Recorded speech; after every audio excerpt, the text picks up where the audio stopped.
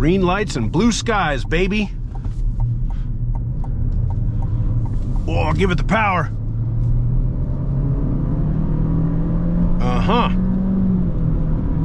Hello, ladies and gentlemen. My name is Dietrich, and today we are test driving a 2025 Chevrolet Equinox. Chevrolet has just redesigned the Equinox for the 2025 model year. This is a base model LT with front-wheel drive. All new Equinox models have a 1.5-liter turbocharged four-cylinder engine, 175 horsepower, 203 torque. If you get the front-wheel drive model, which this is, it comes with a continuously variable transmission. If you get the all-wheel drive model, it has a standard 8-speed automatic. Looks like we have a little bit of a light outage here, but no matter. Treat these as a four-way stop. I feel like Chevy was aiming for the kind of comfort-oriented edge of the market on the compact SUV, which is probably a smart thing because this is probably going to be used as a family car by a lot of people. And I think for the most part, they hit the mark. The ride is very smooth.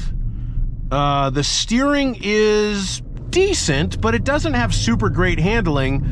But the trade-off is, you know, it's a comfortable car, and it's the kind of car you could put your kids into or put grandma into and go for a drive, and nobody's really going to complain, which I think is an important thing for a vehicle like this. The steering wheel, interestingly enough, feels nice and fat, and it's wrapped in like this smooth leather feeling material. And I mean, it really, the steering wheel feels very sporty, and I like gripping onto it. That's what she said. But yeah, it's the steering itself is just kind of average and whatever. The handling is secure. The engine is fine. I'm heading a little bit uphill right now, and I've got it at about half throttle. I have found that the engine has totally adequate power for just driving it around town, driving it on the freeway. I've been driving this car for about 3 days, commuting to work into it, and the engine does a fine job.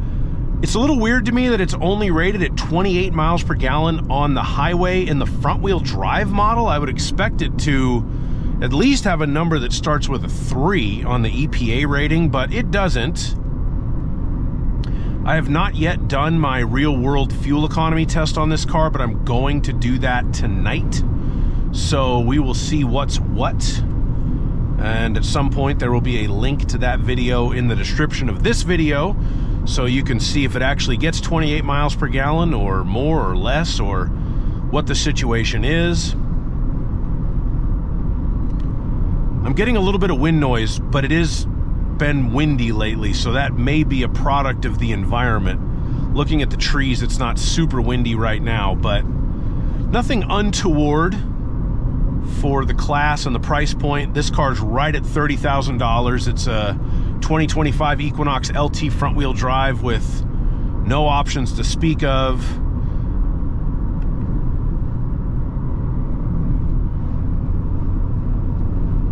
And it does just fine.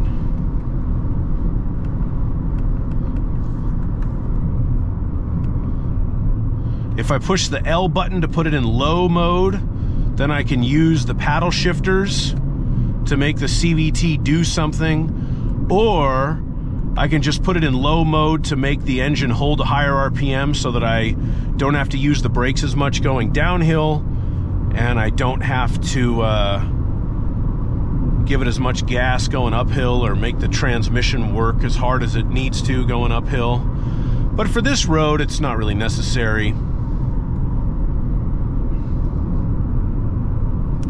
It's a very smooth and comfortable car, this, and I like that. I like, you know, it doesn't really have any sporting pretension, aside from the big fat steering wheel, but that's not really a sporting pretension. That just feels nice. But yeah, like, this isn't meant to be like a super sporty vehicle to drive, and it's not. It's just comfortable. and it gets down the road just fine. But I like this. This car has surprised me. I really didn't know what to expect because I haven't driven a new Equinox lately, and they just kind of redid it for 2025. So I was kind of looking forward to reviewing this car just because I didn't really have any solid preconceived notions about it. And it's impressed me. The base price is higher than pretty much all of its competitors, but the level of standard equipment is also higher as far as like the digital gauge cluster, the Google Maps built in, heated steering wheel, little niceties like that all come standard on the new Equinox. So I think that the value is there, even though the price is a little bit higher than, a base model Forester or CRV or whatever. It's nicer than a base model Forester or CRV or whatever. So it makes sense.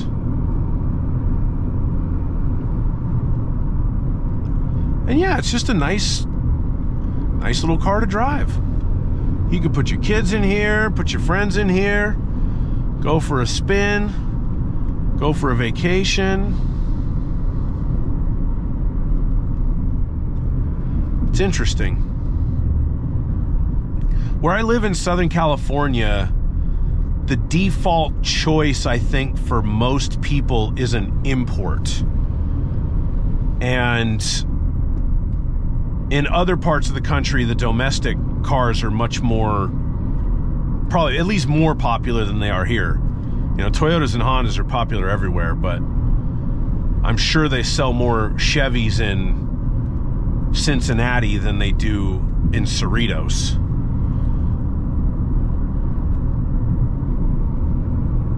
And I can see why someone would choose this car for sure. It's definitely worth putting on your list if you're just thinking like, oh, I'm gonna buy a CRV or a RAV4. Hey, you might as well check one of these things out. Toyota dealers barely have any RAV4s anyway. And the new CRV is really, I would rather drive this than a new CRV for sure. And I didn't know that I would be saying that, 3.5 days ago before I picked this thing up, but here I am and I'm saying it. Make my little illegal U-turn. All clear, give it the beans, heave-ho. Oh goodness, we are spinning wheels, we are kicking the traction control in. Listen to that Chevy hum, baby. The heartbeat of America. Uh-huh. Well, it does handle. Surprisingly enough, it comports itself well enough through those curves. There goes a Porsche. My steering wheel's as thick as yours, buddy. Amongst other things.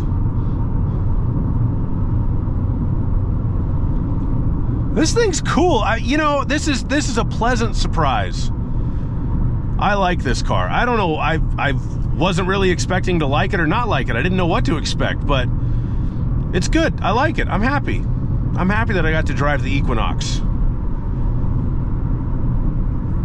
And if you're one of the people that watches my videos because you're considering buying a compact SUV, yeah, go check this thing out. Give it a whirl. Now we're behind a Tesla, which is also, well, I'm assuming they sell a lot of Teslas everywhere now, since the Model Y is the best-selling car on Earth. I'd much rather drive this than a Model Y.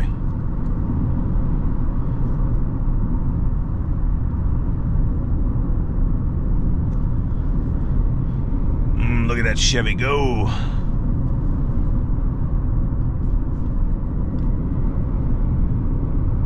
The engine is just kind of there. It's not super refined, but it's not obtrusive by any stretch of the imagination.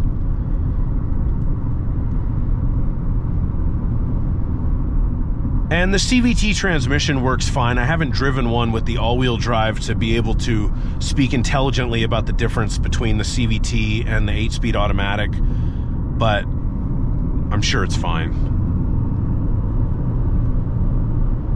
I like CVTs for the most part.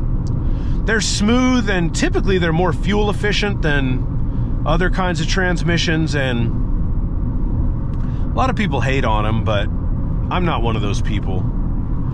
I always figure the people who really hate on CVTs probably aren't actually buying new cars anyway. They're the type of internet complainers that just complain about stuff on the internet and watch their lives go by. But I wouldn't let the fact that this car has a CVT hold you off. I'd at least take it for a nice test drive and feel it for yourself and see if it's something that you think you could live with, because it doesn't draw any attention to itself. It transmits. It does what a transmission's supposed to do. It transmits.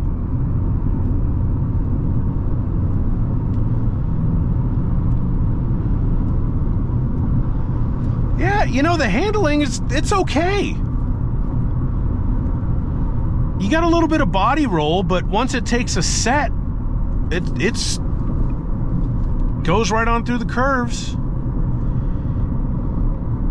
The all-new 2025 Chevrolet Equinox.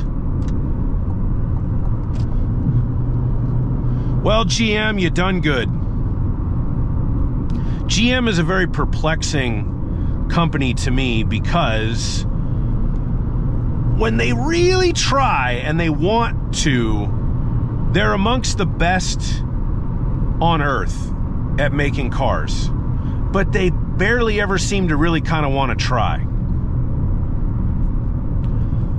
And I don't know if they were using their whole ass on this one, but they were using at least 3/4 of it, because this car does not feel half-assed. It feels nice. So, that's my thoughts on the new Chevy Equinox. Let me know in the comments if you agree with me or not. I'll put a link down there to my full review video if you want to see all the other details on this car. And leave me a comment, like my video, subscribe to my channel, and have a great day. Bye-bye.